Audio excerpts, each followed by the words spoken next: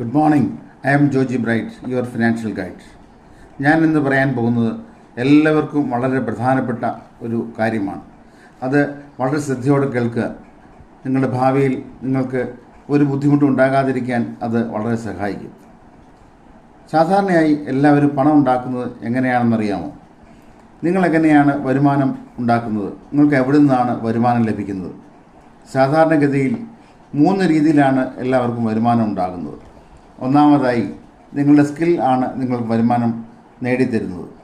നിങ്ങളുടെ സ്കിൽ മറ്റൊരാൾക്ക് വേണ്ടി ഉപയോഗിക്കുമ്പോൾ അത് ലഭിക്കുന്ന ആൾ നിങ്ങൾക്ക് പ്രതിഫലമായി നിങ്ങൾക്ക് പണം തരും. ജോലി ചെയ്താൽ ശമ്പളം ലഭിക്കും. അതാണ് ഒന്നാമത്തെ കാര്യം. എത്ര നാളത് തുടരുവാൻ സാധിക്കും? സ്കിൽ ഉപയോഗിക്കുവാൻ വയ്യാതാകുമ്പോൾ നിങ്ങളുടെ വരുമാനം നിലയ്ക്കും. രണ്ടാമതായിട്ട്, നിങ്ങൾക്ക് വരുമാനം ലഭിക്കുന്നത് ഒരു പ്രോഡക്റ്റ് നിങ്ങൾ അത് വിൽക്കുമ്പോൾ അത് നിങ്ങൾക്ക് വേണ്ടി വരുമാനം ഉണ്ടാക്കിത്തരും. അല്ലെങ്കിൽ നിങ്ങളുടെ സ്റ്റാഫ് നിങ്ങൾക്ക് വേണ്ടി ജോലി ചെയ്യുമ്പോൾ നിങ്ങൾക്ക് വരുമാനം ലഭിക്കും.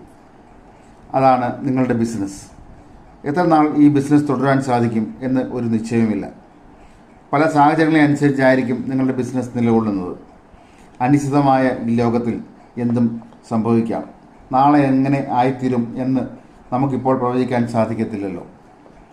മൂന്നാമതായി, നിങ്ങൾക്ക് പണം ലഭിക്കുന്നത് നിങ്ങൾ സമ്പാദിച്ച പണം നിങ്ങൾക്ക് വേണ്ടി വരുമാനം ഉണ്ടാക്കിത്തരും.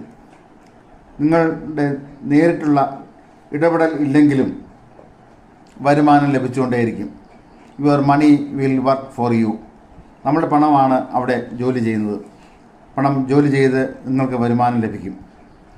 സ്വയം നിങ്ങളൊന്ന് ആലോചിച്ച് നോക്കുക, നിങ്ങൾക്ക് എങ്ങനെയാണ് വരുമാനം ലഭിക്കുന്നത്? ഈ 3 മാർഗത്തിൽ ഏത് മാർഗത്തിൽ നിന്നാണ് നിങ്ങൾക്ക് വരുമാനം ലഭിക്കുന്നത്? അത് എത്ര നാൾ തുടരാൻ സാധിക്കും? 99% വ്യക്തികളുടെയും വരുമാനം ഒന്നാമത്തെ മാർഗത്തിൽ നിന്നാണ്. സ്കിൽ ഉപയോഗിക്കാൻ കഴിവുള്ളിടത്തോളം കാലം ജോലി ചെയ്ത് വരുമാനം ഉണ്ടാകും. അത് കഴിയുമ്പോൾ വരുമാനം നിലയ്ക്കും, അത് ഉറപ്പാണ്.